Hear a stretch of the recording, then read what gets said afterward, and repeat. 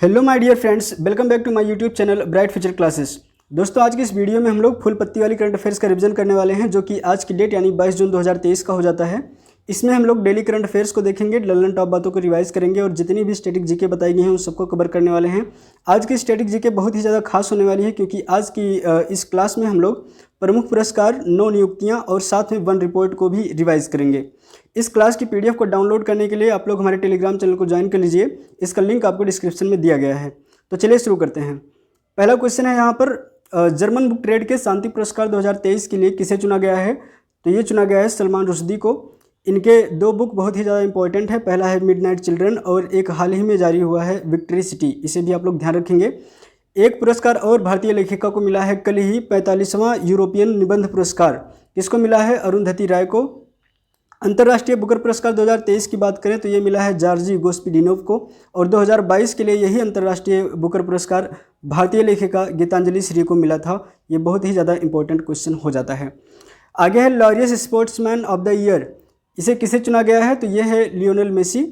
Film fair award 2023, इसमें best actor का award Rajkummar Rao को मिला है, जबकि बेस्ट एक्ट्रेस का अवार्ड अलिया भट्ट को मिला है और बेस्ट फिल्म गंगूबाई काठियावाड़ी को यह अवार्ड मिला है बेस्ट फिल्म का। आगे है यूनेस्को शांति पुरस्कार 2022, इसको जो है किसे दिया गया है? एंजेला मार्केल को। प्लिट्जर पुरस्कार 2023 न्यूयॉर्क टाइम्स को मिला है। और लता दीनानाथ मंगेशकर पुरस्कार 2023 ये दूसरा पुरस्कार है, ये आशा भोसले को मिला है। और यह पुरस्कार जो पहला दिया गया था वो प्रधानमंत्री नरेंद्र मोदी को दिया गया था। क्वेश्चन नंबर 2 है, चीनी कंपनी अलीबाबा के नए सीईओ कौन बने हैं? तो एडीबू बने हैं। इसके संस्थापक हैं जैक मा और इसके नए चेयरमैन भी आज ही कल बनाए गए हैं, जोसेफ साई। नीति आयोग के नए सीईओ कौन है? बीवीआर सुब्रमण्यम। यूट्यूब के नए सीईओ कौन बने? नील मोहन। और ट्विटर के नए सीईओ कौन बने हैं? ये कोई लिंडा करके हैं, आप लोग ध्यान रखिएगा, लिंडा नाम से याद रखिएगा। अगला है, सीबीआई निदेशक कौन बने हैं? परवीन सूद। और सीवीसी यानी केंद्रीय सतर्कता आयुक्त कौन बने हैं? ये हैं प्रवीण कुमार श्रीवास्तव। भारत के नए कानून मंत्री ये किरण रिजिजू की जगह पर बने हैं, अर्जुन मेघवाल राजस्थान के हो जाते हैं। परमाणु ऊर्जा आयोग के नए अध्यक्ष कौन बने हैं? एके मोहंती। और साथ में याद रखेंगे एलआईसी के नए अध्यक्ष कौन है? सिद्धार्थ मोहंती। दोनों मोहंती हैं, ए से एके मोहंती और ए फॉर एटॉमिक हो जाता है, तो ये ऐसे याद रखिएगा, परमाणु ऊर्जा आयोग के कौन हो जाएंगे? एके मोहंती। अगला क्वेश्चन है, हुरून इंडिया रिपोर्ट 2023 के अनुसार सबसे मूल्यवान प्राइवेट कंपनी ये भारत की कौन सी हो जाती है? Reliance group. India state of forest report 2023, ये रिपोर्ट बहुत ही ज़्यादा इंपॉर्टेंट है। इसमें जो भी बातें हैं आप लोग बहुत अच्छे से याद रखिएगा। सर्वाधिक वन क्षेत्र के मामले में मध्य प्रदेश नंबर 1 पर है और न्यूनतम किसके पास है? हरियाणा के पास। और प्रतिशतता में बात करें कि सर्वाधिक वन प्रतिशत किसके पास है, तो ये मिजोरम के पास। और न्यूनतम वन प्रतिशत किसके पास है? तो इसमें भी हरियाणा ही है। और सर्वाधिक वृद्धि यानी कि 2019 के अपेक्षा 2021 तक वृद्धि करने वाला सबसे नंबर 1 अगर बोलें तो ये हो जाएगा आंध्र प्रदेश। क्वेश्चन नंबर 4 है, समलैंगिक विवाह को वैध करने वाला मध्य यूरोप का पहला देश कौन सा बना है? तो ये बन गया एस्टोनिया। एस्टोनिया एक बाल्टिक कंट्री हो जाता है। अगर बाल्टिक कंट्री की बात करें इसमें 3 देश आते हैं, एस्टोनिया, लातविया और लिथुआनिया। नॉर्डिक कंट्री की बात करें इसमें 5 देश आते हैं, नॉर्वे, स्वीडन, फिनलैंड, डेनमार्क और आइसलैंड। और आगे याद रखेंगे एडगर रिंकेविक्स, ये हाल ही में जो है लातविया के पहले समलैंगिक राष्ट्रपति बने हैं। ये क्वेश्चन इंपॉर्टेंट है। नवतेज सिंह जौहर बनाम यूनियन ऑफ इंडिया, यह केस इंपॉर्टेंट है क्योंकि इसमें जो है धारा 377 को अपराध श्रेणी से बाहर कर दिया गया है। अगला क्वेश्चन है, शाकाहारी डायनासोर गोन कोकेन नैनोई, इस प्रजाति के अवशेष कहाँ मिले हैं? तो ये चिली के पेंटागोनिया मरुस्थल में मिले हैं। 72 मिलियन वर्ष पहले यह जानवर जीवित था। और चिली जो है दक्षिण अमेरिका की एक कंट्री हो जाती है। तो दक्षिण अमेरिका महाद्वीप के बारे में हम लोग कुछ फैक्ट देखते हैं। दक्षिण अमेरिका महाद्वीप में ही एंडीज पर्वत है और एंडीज पर्वत की जो उच्चतम चोटी है वो है एकांकागुआ। विश्व का सबसे ऊंचा जलप्रपात यहीं पाया जाता है, एंजल, जो कि किस देश में है? वेनेजुएला में। और वेनेजुएला में एक घास का मैदान पाया जाता है जिसे लानोस कहते हैं। पंपास घास के मैदान अर्जेंटीना में पाए जाते हैं। पेंटागोनिया मरुस्थल चिली में पाया जाता है और ये एक ठंडा मरुस्थल है।